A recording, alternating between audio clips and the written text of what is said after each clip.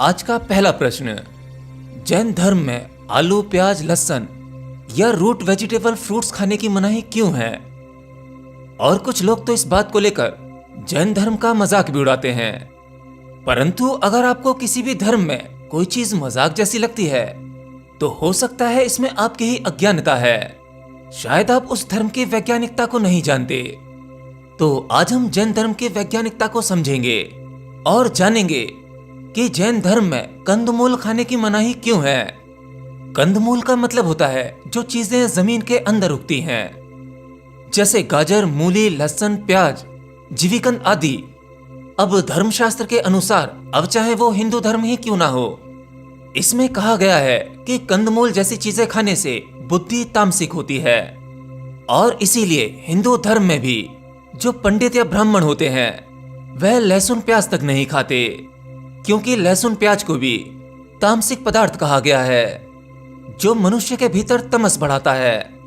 हालांकि मेरी इस बात से बहुत से लोग सहमत नहीं होंगे, लेकिन आज विशेषज्ञ भी कहते हैं कि मनुष्य का जिस प्रकार का भोजन होता है उसी प्रकार की उसकी बुद्धि होती है। उसके भोजन के अनुसार उसके शरीर की बनावट और बुद्धि का विकास होता है। तो जहां अंधेरा होता है वहां बहुत छोटे छोटे जीव होते हैं, क्योंकि वहां पर सूर्य का प्रकाश नहीं पहुंचता। तो जैन धर्म में जितनी भी चीजें खाने की मनाही है वो ज्यादातर जमीन के अंदर पैदा होती हैं, जहां सूर्य का प्रकाश नहीं पहुंचता, जहां अंधेरा होता है। इसकी वजह से उस पदार्थ में बहुत से सूक्ष्म जीव पनपते हैं। तो ऐसे में इन वस्तुओं को खाने का मतलब है बहुत से सूक्ष्म जीवों की हत्या करना, उनका भक्षण करना और उन सभी जीवों की हत्या का अपने सर पर पाप लेना। पूरी दुनिया में केवल जैन धर्म ही है जिनके तीर्थंकर सबसे ज्यादा करुणामयी थे, जिन्होंने यह बात उस समय जान ली थी जिस समय हमारे पास में माइक्रोस्कोप नहीं था।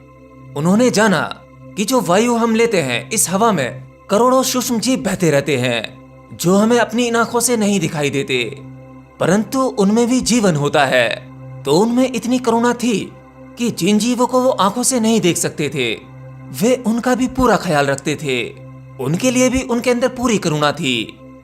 इसीलिए जैन धर्म में कहते हैं कि सूर्य ढलने से पहले ही भोजन कर लेना चाहिए, क्योंकि सूर्य ढलने के बाद अंधकार में जाने अनजाने भोजन के साथ आपके मुंह में कोई जीव ना चला जाए, उसकी हत्या ना हो जाए।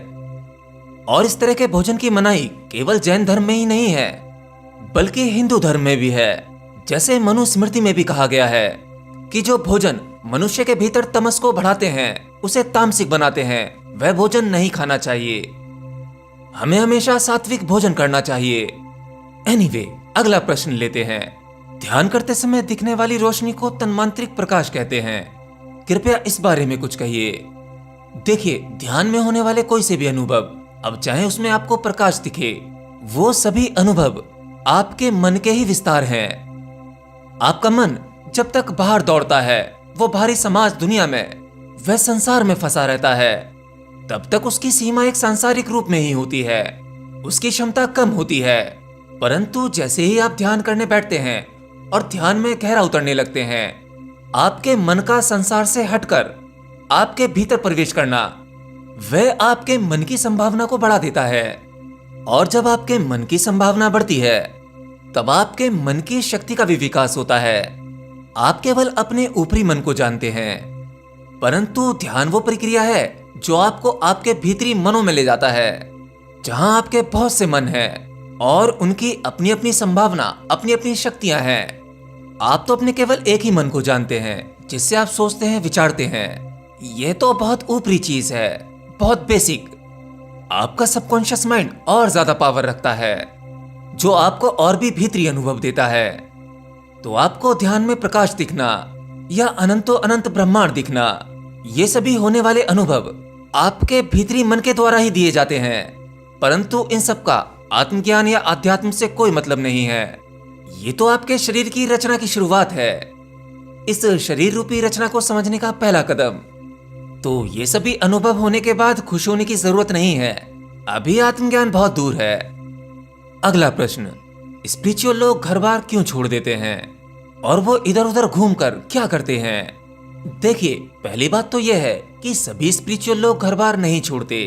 कुछ लोगों के स्वभाव में होता है कि वह घर बार छोड़कर, ये संसार छोड़कर पूर्ण सन्यासी हो जाते हैं। परंतु अध्यात्म की यात्रा के लिए यह आवश्यक नहीं है कि आप ये संसार और घर बार छोड़ दें, क्योंकि इसे छोड़कर आप जिसे ढूंढने निकले हो वह तो आपके भीतर ही है। असल में कुछ साधक घर बार इसलिए छोड़ देते हैं क्योंकि वो डरते हैं कि घर परिवार रिश्ते नाते ये समाज उन्हें बेड़ियों में जकड़ के ना रख ले, क्योंकि संसार सबसे बड़ा बंधन है और आपके रिश्ते नाते घर परिवार ये सब कुछ इस संसार में ही है। परंतु यह संसार तो मोह माया है।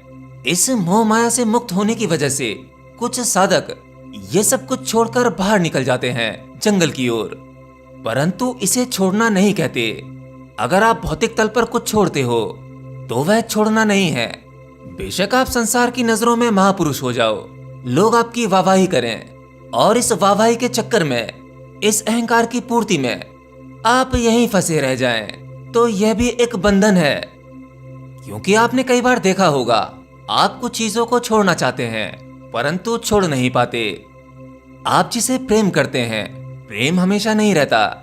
जिंदगी में कभी कभी बदलाव आते हैं और वह प्रेम कभी कभी घृणा में बदल जाता है। अब चाहे कुछ पल के लिए ही सही, तब आप उससे दूर रहना चाहते हैं, उस बंधन से मुक्त होना चाहते हैं। परंतु वह बंधन आपके मन में है, आपके दिमाग के भीतर।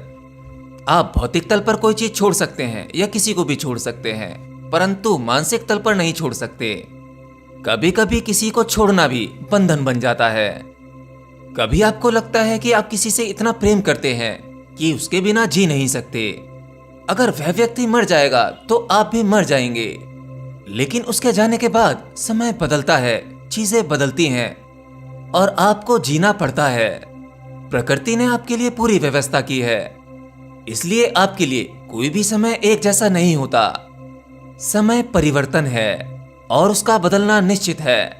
अगर आप सच में बंधन मुक्त होना चाहते हैं तो आपको उसे गहरे से समझना होगा, उस बंधन को समझना होगा। आखिर बंधन है कहाँ? आपको किसने पकड़ रखा है? या कहीं ऐसा तो नहीं आपने स्वयं किसी को पकड़ रखा हो? बंधन मुक्त होना यह आपकी भीतरी घटना है, न कि बाहरी। अगर आप भीतर से इस संसार से मुक्त हो जाते हो तो मोक्ष अभी है, यही है, संसार में रहकर ही है, घर परिवार में होकर ही है।